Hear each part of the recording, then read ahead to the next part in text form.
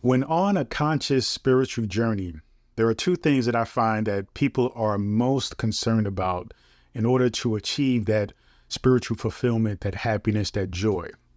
And the first thing we want to do before we get into these two things is really understand the difference between an unconscious spiritual journey and a conscious spiritual journey, because we are all, in fact, on a spiritual journey, but most of us are unconscious about it. And for those individuals, they are going through life kind of roaming aimlessly, in a sense, and just basically trying to figure things out as they go, and thinking that life just simply happens to them and they just kind of have to piece together everything and just figure it out like a little bit of a puzzle.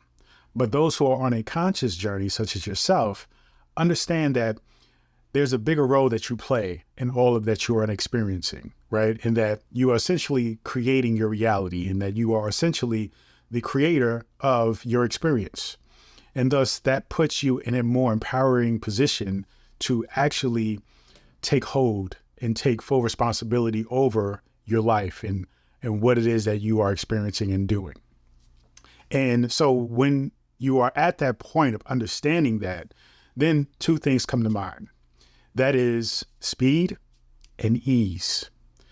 Trying to figure out, okay, what's the quickest way for me to get from where I am to where I want to be, right?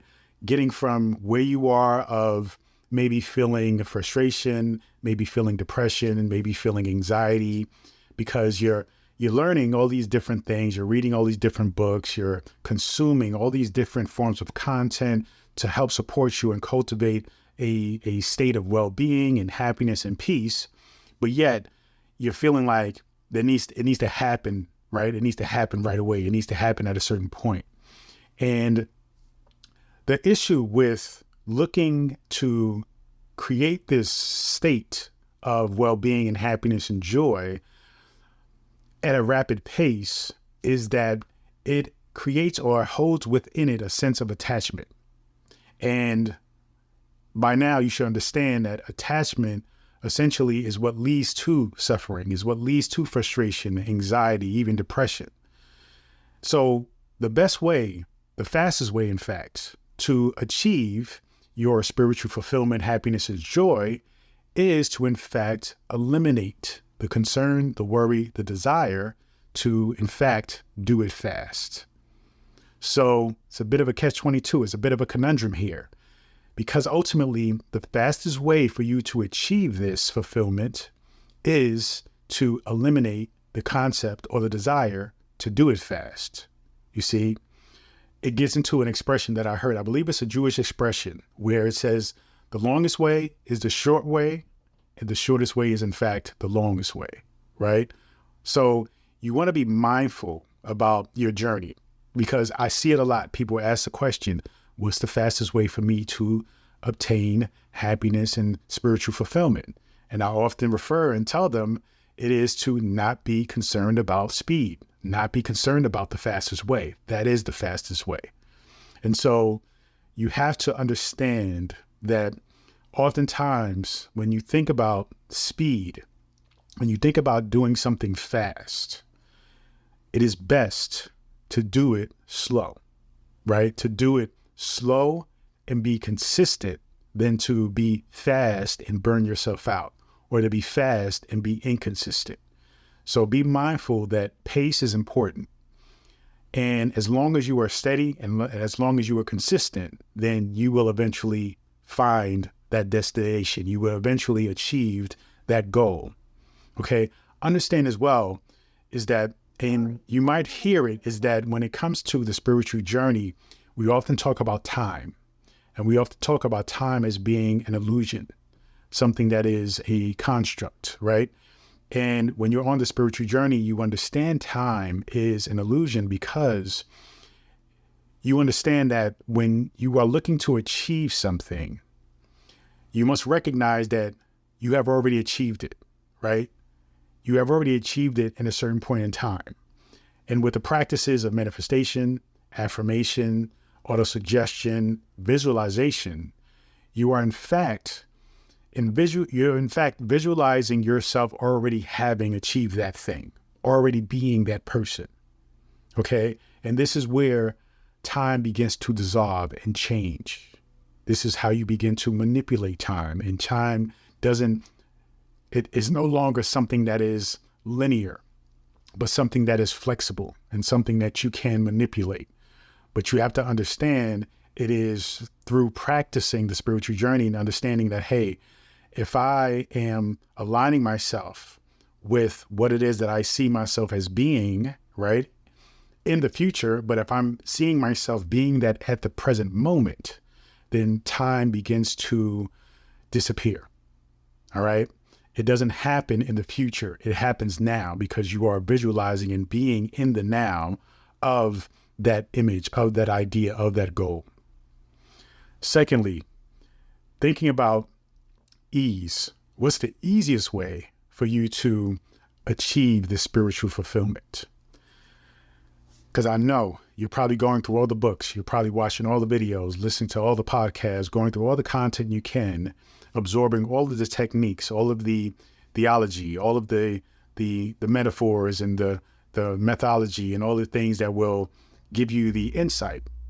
But you are still feeling like it's getting more difficult. And the reason why is because you're not trusting in yourself. You have to acknowledge and recognize that the answer is already there within you. Okay. When you trust in that, instead of looking outside of yourself or creating a layer or creating an outside existence, an external source of information, then you are disconnecting yourself from that information, right? From that insight, from that wisdom, from that knowledge.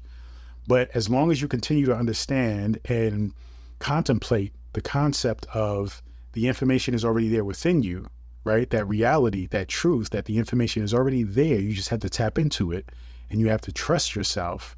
Then it allows you to, yes, you can absorb and learn other techniques from other people, but you recognize that you are being led by consciousness that is within you, right? That divinity, that spark.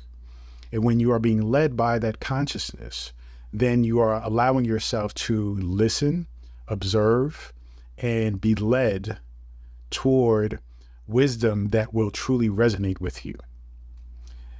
This is where things like synchronicity come in handy. And this is where basically what it is. It is your consciousness leading you to the wisdom that you already have access or available to you. It's just leading you to what we will call external sources that will essentially resonate or trigger this wisdom within yourself to come out and express itself. This is why a lot of times when you may have a thought about something, an idea, and then you may stumble across a book, and in that book, it can explain in more detail the same concept that you have thought of yourself, right? Or you may be having a conversation with somebody, and then you can have a conversation with somebody else and they can basically piggyback on the previous conversation. They may not even know each other, but this is how your consciousness is leading you toward tapping into your own wisdom, right? Your own wisdom, your own knowledge, right? That we all have available to us, because remember, we're all coming from the same source, and that source is infinite knowledge. Infinite source is wisdom, is all things. And we are all an expression of that. We all are an extension of that. And so that is within you. Now, you have to just allow for things like your ego, conscious mind, subconscious mind to align themselves accordingly. And that's going to lead us all to a different path, but ultimately we're being led to the same destination. So the question is, how are you going to get to this destination? And that all depends on how you trust in yourself, your consciousness, and trust in the journey that you're on. Because though, yes, you can be responsible for the steps that you're taking, but you don't necessarily know which way and which direction the path is going to go. You just know that if you continue along the path, you will eventually get to that destination.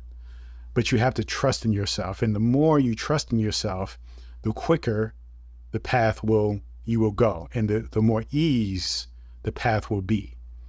And so Trusting yourself allows you to have that compass, that comfortability, that understanding that the answer is there.